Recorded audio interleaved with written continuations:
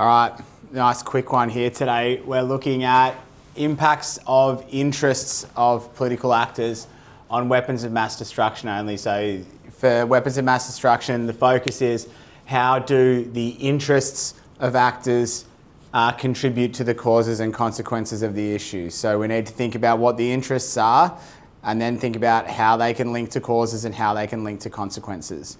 Some of these will lend themselves more so to consequences than causes and vice versa. So it's important to recognise that when choosing which to talk about in a response.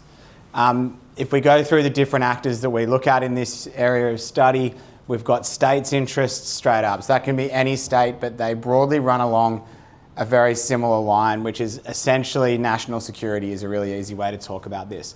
So how does a state's interests of national security contribute to causes and consequences?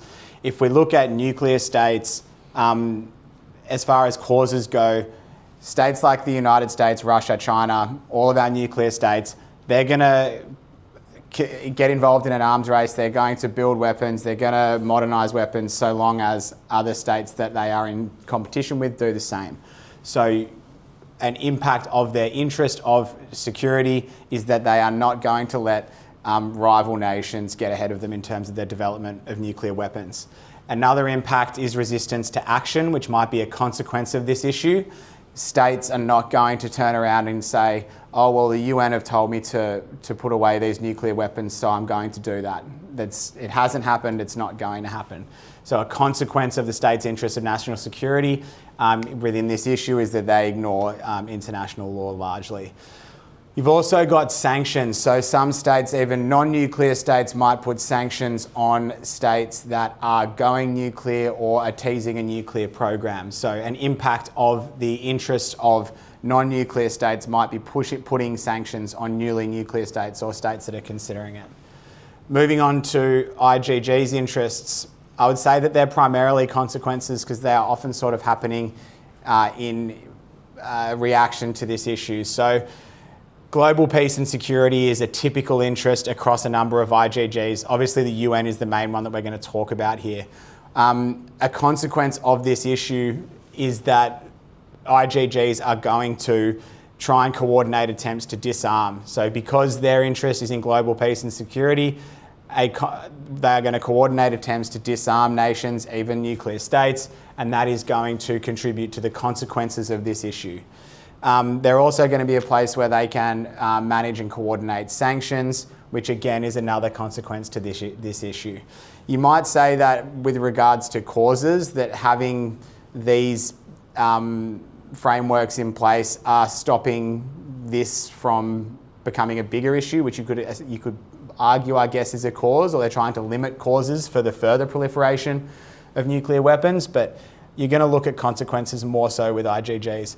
They also play a critical role in norm building, which again is a little bit of both. So they're trying to suggest that what we have maybe now, or what we used to have, is the norm, which is very few, if any, nuclear powers, and they don't want that to expand. And the creation of those norms exists within IGGs. They also look... Their ineffectiveness, I think there's a point that you can make about how the ineffectiveness of IGGs is a consequence of this issue. They're unable to respond to them effectively, so people don't take them as seriously as they perhaps could.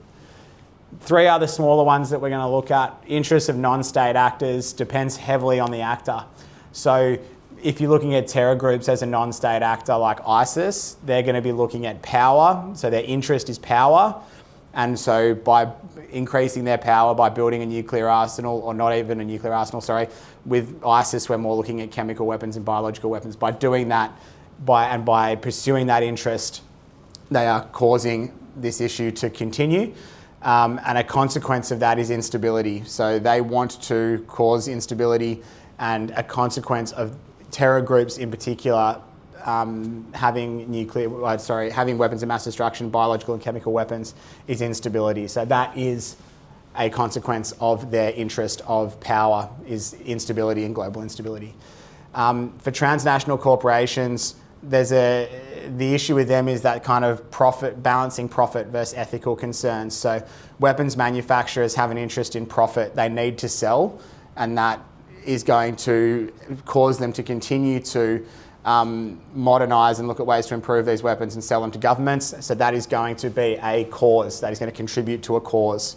A consequence of that is that obviously we're going to have many more nuclear arsenals and they're going to be more and more sophisticated.